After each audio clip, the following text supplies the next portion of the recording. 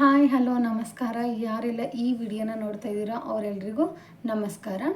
ನಾನು ಈ ವಿಡಿಯೋ ಸ್ಟಾರ್ಟಿಂಗಲ್ಲೇ ಹೇಳಿದ್ದೀನಿ, ಮಹಾಭಾರತ ಕಾವ್ಯವನ್ನು ಬರೆದವರು ಯಾರು, ಆ ಮಹಾಭಾರತ ಕಾವ್ಯವನ್ನು ಬರೆದಿರೋದು ವ್ಯಾಸರು ಅಂತ ನೀವೆಲ್ಲ ಅಂದ್ಕೊಂಡಿದ್ದೀರಾ.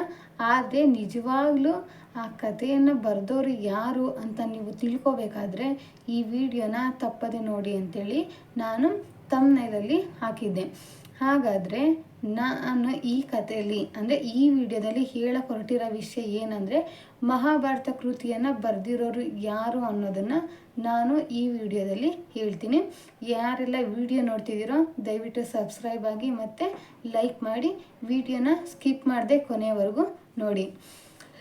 ಏನಪ್ಪ ವಿಷಯ, ಮಹಾಭಾರತ ಕೃತಿಯನ್ನು ಬರೆದವರು ಯಾರು ಅಂತಂದರೆ, ಹೀಗೆ ವ್ಯಾಸರಾಯರು ಅವರ ವಯಸ್ಸಾದ ನಂತರ ಕೂಡ ಅಂದರೆ ಮೊಮ್ಮಕ್ಕಳ ಆದಮೇಲೂ ಕೂಡ ಅವರು ಇನ್ನೂ ಆರೋಗ್ಯವಾಗಿರ್ತಾರೆ.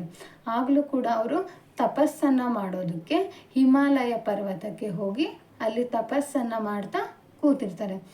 ಆ ಸಂದರ್ಭದಲ್ಲಿ ಈ ಚತುರ್ಮುಖ ಬ್ರಹ್ಮದೇವರು ನಾನು ಮಹಾಭಾರತ ಕಾವ್ಯ ಅಥವಾ ಕೃತಿಯನ್ನು ಬರೆಸಬೇಕು ಅಂತೇಳಿ ಅನ್ಕೋತಾರೆ. ಆಗ ಇದಕ್ಕೆ ಸೂಕ್ತವಾದವರು ಅಂದರೆ ಮಹಾಭಾರತ ಮೊದಲಿನಿಂದ ಅಂದರೆ ಆರಂಭದಿಂದ ಅಂತ್ಯದವರೆಗೂ ಪ್ರತ್ಯಕ್ಷದರ್ಶಿಯಾಗಿ ಹತ್ತಿರದಿಂದ ನೋಡಿದಂಥ ವ್ಯಕ್ತಿ ಅಂದರೆ ಅದು ವ್ಯಾಸರಾಯರು ಮಾತ್ರ. ಅದಕ್ಕೆ ನಾನು ಅವ್ರ ಹತ್ರನೇ ಹೋಗಿ ಆ ಕೃತಿಯನ್ನು ಬರ್ಸೋಣ ಅಂತ ಹೇಳಿ ಬ್ರಹ್ಮದೇವರು ಹಿಮಾಲಯದಲ್ಲಿದ್ದಂಥ ವ್ಯಾಸರಾಯರ ಹತ್ರ ಹೋಗ್ತಾರೆ.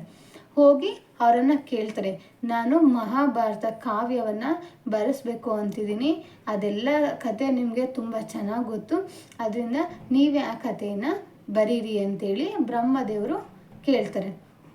ಆಗ ವ್ಯಾಸರಾಯರು ಹೇಳ್ತಾರೆ, ನಾನು ಏನೆಲ್ಲ ನಡೀತು ಅಂತೇಳಿ ನನ್ನ ಬಾಯಲ್ಲಿ ನಾನು ಹೇಳ್ತೀನಿ, ಆದರೆ ಅದನ್ನು ಬರೆಯೋದಕ್ಕೆ ಒಬ್ಬ ಲಿಪಿಗಾರ ಅಥವಾ ಬರಹಗಾರ ಬೇಕು ಅಂತ ಹೇಳಿ ಬ್ರಹ್ಮನ ಹತ್ರ ಕೇಳ್ತಾರೆ. ಆಗ ಬ್ರಹ್ಮದೇವ ಇಲ್ಲಿ ತುಂಬ ಚೆನ್ನಾಗಿ ಬರೆಯೋ ಅಂಥದ್ದು, ತುಂಬ ಚೆನ್ನಾಗಿ ಜ್ಞಾನ ಮತ್ತು ವಿದ್ಯೆ ಇರೋವಂಥದ್ದು ನಮ್ಮ ಏಕದಂತ ಗಣಪತಿಗೆ ಮಾತ್ರ ಆ ವಿದ್ಯೆ ಇರೋದು. ಅದಕ್ಕೆ ನಾನು ಗಣಪನ ಕರ್ಕೊಂಬರ್ತೀನಿ, ನೀವು ಗಣೇಶನ ಮೂಲಕ ಈ ಕೃತಿಯನ್ನು ಬರೆಸಿ ಅಂತೇಳಿ ಬ್ರಹ್ಮದೇವರು ಹೇಳ್ತಾರೆ. ಸರಿ ಆಯಿತು ಅಂಥೇಳಿ ಬ್ರಹ್ಮದೇವ ಗಣೇಶನ ಕರ್ಕೊಂಡು ಬರ್ತಾರೆ.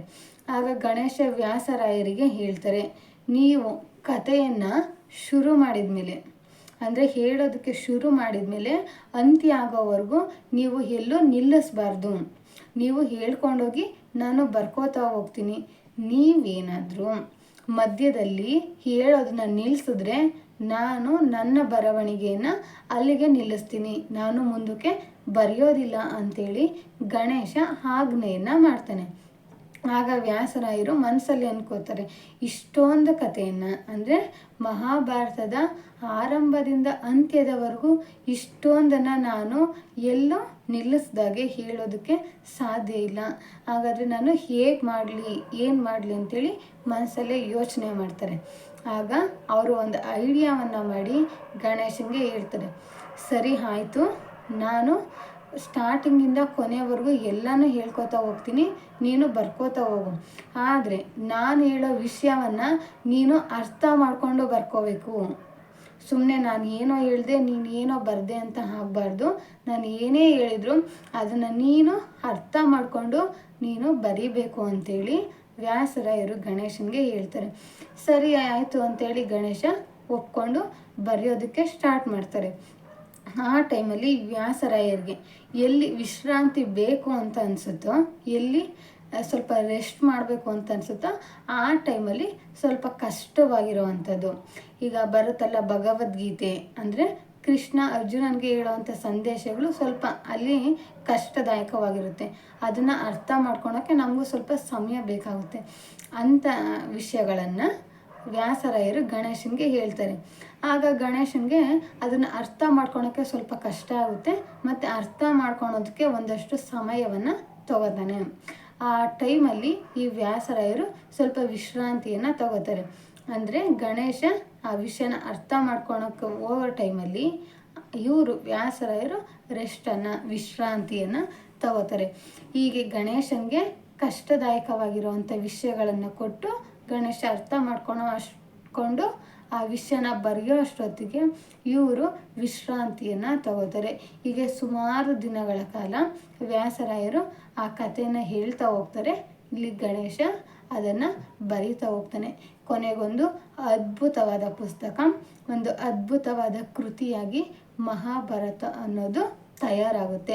ಆ ಮಹಾಭಾರತದ ಎಷ್ಟೊಂದು ಕಥೆಗಳನ್ನ ನಾವು ಕೇಳಿದ್ದೀವಿ, ಓದಿದ್ದೀವಿ. ಸಾಧ್ಯ ಆದರೆ ನೀವು ಕೂಡ ಅದೆಲ್ಲವನ್ನು ಓದಿ.